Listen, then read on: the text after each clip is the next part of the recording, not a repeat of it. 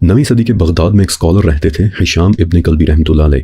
انہوں نے ایک کتاب لکھی تھی، کتاب الاسنام، یعنی بتوں کی کتاب. اس کتاب میں انہوں نے ان تمام 360 بتوں کی ڈسکرپشن لکھی ہے کہ وہ دیکھنے میں کیسے تھے. آپ حیرت کی بات دیکھیے کہ یہ کتاب غائب ہو گئی تھی. 1000 سال تک کچھ پتہ نہیں چلا کہ یہ کتاب کہاں گئی، لیکن خوش قسمتی سے آج سے صرف 100 سال پہلے یہ کتاب ایک بار پھر سے سامنے آئی ہے، اور اس کتاب میں سے میں نے بھی کچھ نوٹس لیے ہیں تاکہ آپ کو اس دور کی ایک جھلک دکھا سکوں.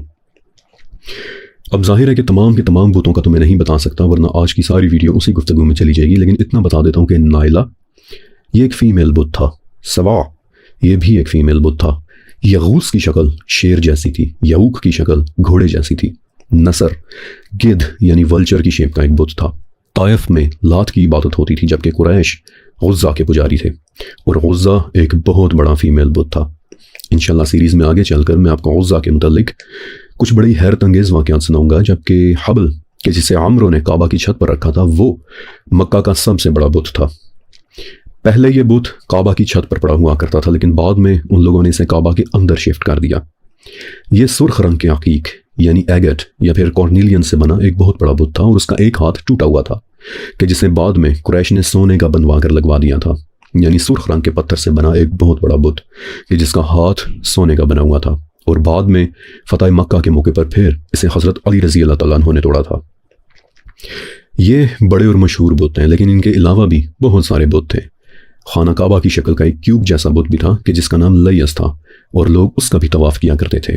ذوالخلاصہ نام کا ایک بت تھا، اس کا بھی طواف ہوتا تھا، اور اس کا طواف ایک طرح کے رقص یعنی ڈانس کی صورت میں ہوتا تھا. اور مائنڈ یو کہ ذوالخلاصہ کے گرد قیامت سے پہلے عورتوں نے ایک بار پھر سے ڈانس کرنا ہے.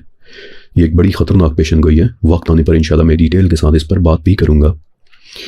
پھر نجران میں ایک ایسا مندر تھا کہ جو 300 جانوروں کی کھالوں کے ساتھ بنایا گیا تھا، اور دور دور سے لوگ اس کے طواف اور زیارت کے لیے جایا کرتے تھے.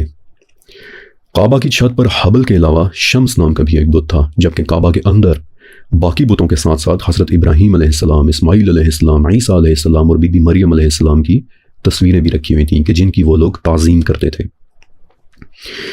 اب اس بت پرستی کو شروع کرنے والے شخص کا نام میں نے آپ کو بتایا کہ عمرو ابن لہی تھا، لیکن سچ تو یہ ہے کہ وقت کے ساتھ بہت سارے لوگوں نے اپنے اپنے دور میں بت پرستی کو پروموٹ کیا تھا. مثلا تاریخ میں ایک نام اور بھی ملتا ہے، سوس. یہ ایک اتنا امیر آدمی تھا کہ پورے عرب میں صرف اس کے پاس 20,000 اونٹ ہوا کرتے تھے، اور ظاہر ہے کہ کتنے امیر آدمی کی سرداری کو کون چیلنج کر سکتا تھا. لہٰذا اس نے بھی زور زبردستی اور کہہ سن کر کافی سارے بتوں کو کعبہ کے اندر رکھوا دیا تھا.